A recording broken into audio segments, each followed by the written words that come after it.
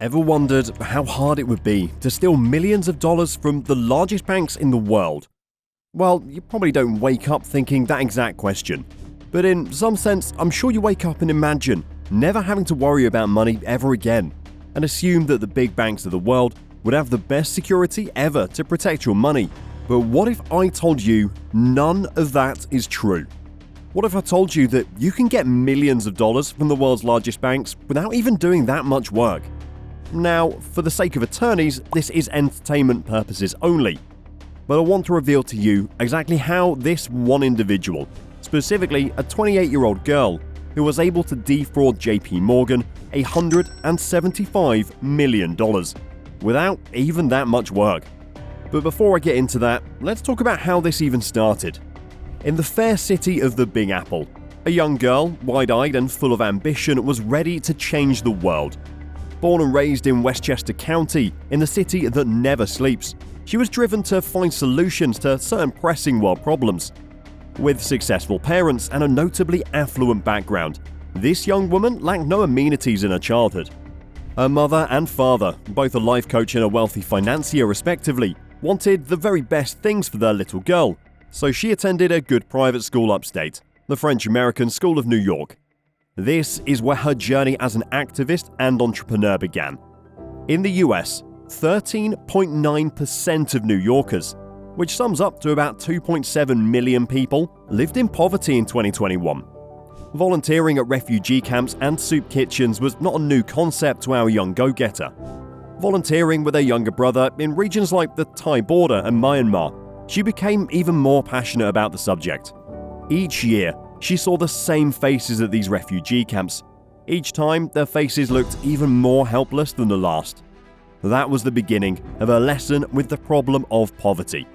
She was filled with so much pain after personally experiencing life in a completely different environment.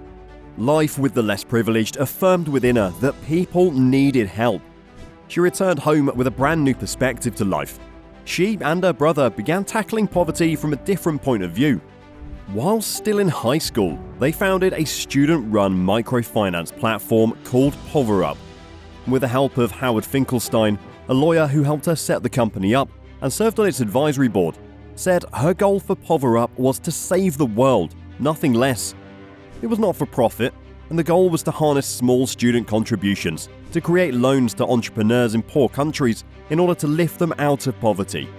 Little did she know that she already started a journey to put her name in the big leagues. This go-getter, driven with passion to save the world, is Charlie Javice.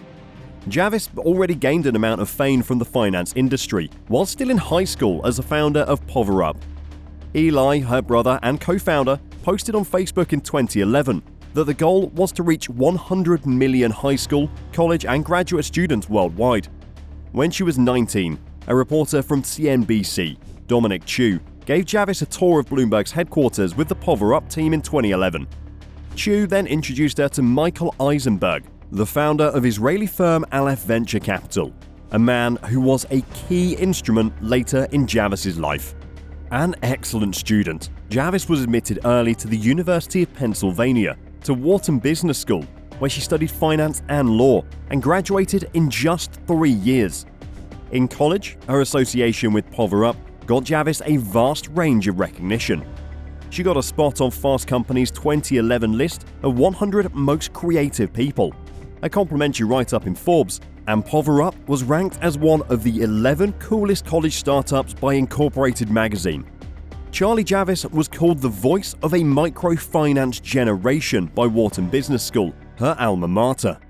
She graduated from Wharton in 2013 with a new startup venture, Tapped.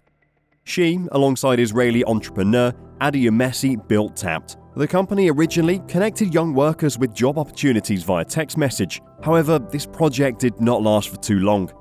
Regardless, Javice did not back down from Tapped. The brand was reviewed and a change in direction was in order.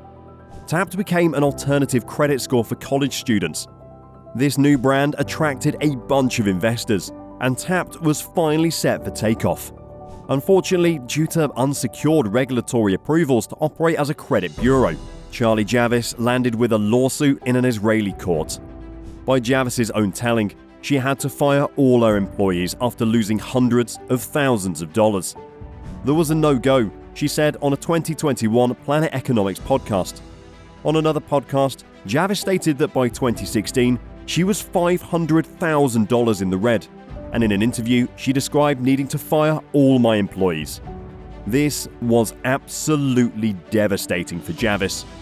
In an interview with Authority magazine, which has since been deleted, she stated that it was the worst thing I've ever had to do. A lot of my employees were close friends and still won't talk with me to this day. They didn't understand that it wasn't a personal decision. To most, the story of Javis and Tapt may seem as one of failure. However, she managed to turn this story around as one of success, as Tapt was to be rebranded as Frank, a novel startup with a fresh mission and a new pitch. In 2020, Business Insider obtained an email sent in by Frank's public relations representative from an online magazine about a possible feature on Javis. They stated that it was miraculous that Frank had gotten so far. They added that Charlie's first company fizzled after 18 months, so after losing all her investors' money, she convinced every one of them to fund her next company, Frank. She was on a roll and she had no intention of giving up. Javis kept appearing in major news outlets. Her financial aid startup, Frank, was featured in the New York Times, CNBC, and Wall Street Journal. In 2019, she got a spot on Crain's New York Business 40 Under 40 list and Forbes 30 Under 30. On the Circuit podcast, Charlie Javis was a beacon of hope to entrepreneurs and business startups. She talked about the merits of being an entrepreneur, how rejection is a numbers game, and Frank's journey to reach almost 10 million households. She was proclaimed as a female disruptor. At the helm of the company, Javis became known for her innovative approach and entrepreneurial spirit. She was widely praised for her efforts to disrupt the student loan industry, which had long been dominated by a handful of big players like Sallie Mae and Navient.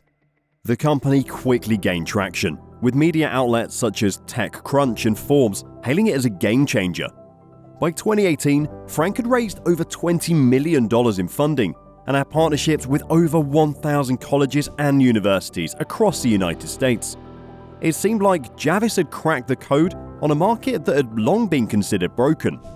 While all of this was going on, as Javis maintained a strong public persona, giving out advice to would-be founders about the keys to success, she was not doing so well internally. She kept providing constant pressure on her employees to grow Frank's user base. Letting her investors down was not an option. Remember when Dominic Chu, a reporter for CNBC, introduced her to Michael Eisenberg, the founder of Israeli firm Aleph Venture Capital in 2011? Little did young Javis know that a journalism connection would help her land a key investor. An early backer, Aleph convinced other investors to hop on board. This includes Silicon Valley firm Slow Ventures, which invested $100,000 in Frank in 2017. A wealthy, well-connected background kept landing Charlie Javis investors. Weekly meetings were held with her employees, particularly the Chief Growth Officer, Olivia Amar. She laid regular emphasis on following through for the people who are investing in this. One employee recollected, during a recent interview with the platform Business Insider, that Amar, the growth officer, told this employee that if Frank didn't meet specific user metrics, then you're gonna lose your job. Both former employees noted that working at Frank broke their mental health. "I cried at work a lot," one said. At this point, without a large user base, Frank kept losing money without gaining any revenue. Something had to be done. At the time, JP Morgan was actively in search of fintech companies to buy. JP Morgan is easily the largest bank in the US. With over 5,000 branches, 250,000 employees, and over $4 trillion worth of assets, Chase Bank is the consumer banking division of JP Morgan. Over the years, old banks with no digital provision are rendered old-fashioned and lose customers. So since 2020, JP Morgan had been buying small startups in the fintech industry to sustain relevance and gain revenue on the digital market.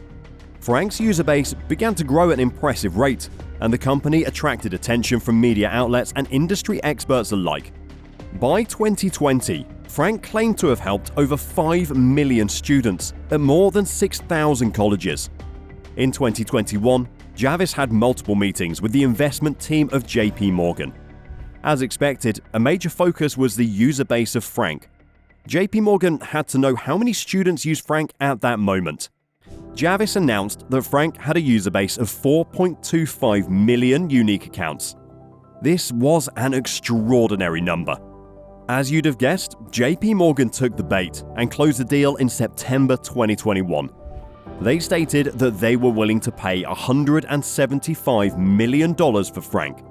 The acquisition was widely seen as a validation of Javis's vision and the success of her company. Javis herself became a managing director at JP Morgan as part of the deal, with her role focused on expanding the bank's digital offerings.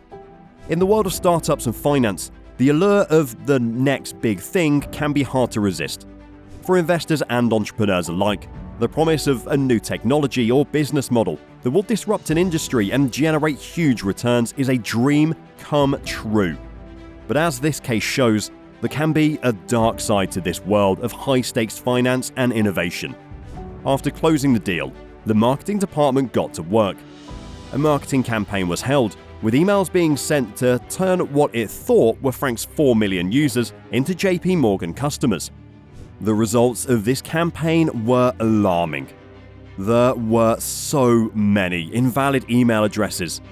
Suspicion began when Alex Smith, an employee of JP Morgan, noticed that the list contained exactly 1,048,576 rows, which is the highest number of rows permitted by Microsoft Excel. With 70% of emails sent bounced back, Frank was put under the spotlight, and this got everyone involved at JP Morgan concerned about this sticky situation. After a thorough investigation through Frank's database and work emails by JP Morgan, the truth surfaced. During the process of acquisition of Frank by JP Morgan, a valid list of contact information for Frank's user base was requested. However, Javis and the legal team at Frank insisted that adhering to that is a breach of data privacy of their customers.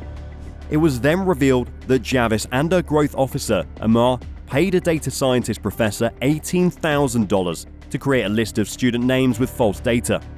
The scandal thickens. After a thorough investigation, it turns out that Frank stuck with over 300,000 users for more than 2 years. But very suddenly, in January 2021, the company began claiming that it served over 4.25 million students, according to an archived version of Frank's website, referenced in JP Morgan's lawsuit. Allegedly, Frank only ever had about 250,000 users, according to JP Morgan's legal complaint. It was stated in a comment about how heartwarming it is indeed that an Excel implementation detail was the key to unlocking a $175 million conspiracy.